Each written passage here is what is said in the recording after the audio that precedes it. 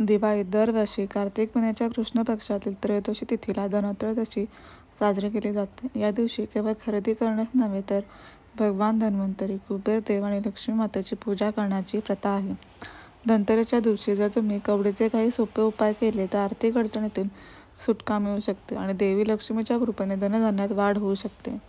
दिवाळीची सुरुवात धनत्रयोदशीने होते, तर दरवर्षी कार्तिक महिन्याच्या कृष्ण पक्षातील त्रयोदशी तिथीला धनत्रयोदशी असते. या दिवशी नवीन वस्तू खरेदी करणे शुभ मानले जाते. तसेच भगवान धन्वंतरी, कुबेर देव आणि लक्ष्मी मातेची पूजा केल्याने आरोग्य प्राप्त होते आणि जीवनातील सुख समृद्धी येते. यासोबतच धनतेरसच्या दिवशी कवडीशी संबंधित काही उपाय केल्यास देवी लक्ष्मीची कृपा प्राप्त होते आणि धनसंपत्तीतही वाढ होऊ शकते. चला तर मग धनत्रयोदशीसाठी कवडीचे काही खास उपाय सविस्तरपणे जाणून घेऊया. आर्थिक अडचणींपासून सुटका मिळवण्यासाठी कवडीचे सोपे उपाय. धनत्रयोदशीच्या दिवशी संध्याकाळी धनवृद्धीसाठी तुम्ही एक छोटासा उपाय करू शकता.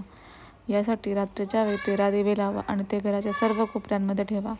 त्यानंतर मध्यरात्री प्रत्येक कोपऱ्यात एक कवडी ठेवा. अशी मान्यता आहे की हा उपाय केल्याने पैशाची तंगी दूर होते आणि धनवृद्धीचे योग जुळून येतात.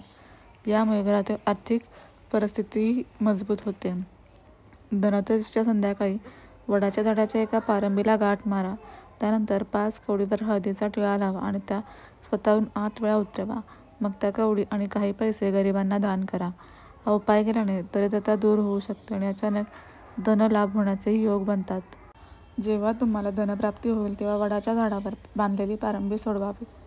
धनत्रयोदशीच्या दिवशी तंत्रशास्त्रानुसार 13 दिवे नक्की लावावेत. यासाठी तुपाचा वापर करा आणि प्रत्येक दिव्यात एक कवडी टाका. आता हे 13 दिवे घेऊन घराच्या अंगणात ठेवा. त्यानंतर रात्री या 13 कवडी दिव्यांमधून काढून घराच्या अंगणात गुपचूप पुरून टाका.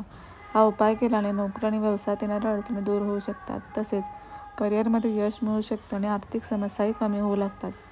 धनत्रयोदशीच्या दिवशी संध्याकाळी देवी लक्ष्मीच्या पूजेदरम्यान दिव्यामध्ये एक कवडी अवश्य टाका. त्यानंतर विधीनुसार पूजा आणि आरती करा. काही वेळाने दिव्यामधून ती कवडी काढा आणि ती घेऊन आपल्या तिजोरीत ठेवा. हा उपाय केल्याने व्यक्तीला देवी लक्ष्मीची कृपा प्राप्त होऊ शकते आणि घरात कधीही धनधान्याची कमतरता भासत नाही. हा उपाय केल्याने जीवनात सुख समृद्धी येऊ लागते. समुपदेशन देऊन डोनर एग आणि पतीचे वीर्य वापरून IVF प्रक्रियेचा मार्ग स्वीकारला गेला. ही प्रक्रिया कठीण असली तरी त्याच्या स्वप्नांसाठी आवश्यक होती. प्रथम प्रयत्नातच यश मिळालं. भ्रूण व्यवस्थित विकसित होऊन तिच्या गर्भाशयात रोपण करण्यात आला. प्रेग्नन्सी कन्फर्म झाली आणि 9 महिन्यांनी तिने एका निरोगी मुलीला जन्म दिला. ज्या स्त्रीला कधी पाळीच आली नव्हती तिचं आई होण्याचं स्वप्न पूर्ण झालं. ही कहाणी केवळ वैद्यकीय प्रगतीचे उदाहरण नाही तर प्रत्येक स्त्रीच्या अंतःकरणात दडलेल्या मातृत्वाच्या शक्तीची आठवण करून देते. आशा आणि चिकाटीने कितीही कठीण परिस्थितीवर मात करता येते हेच तिचं आयुष्य सांगून जातं.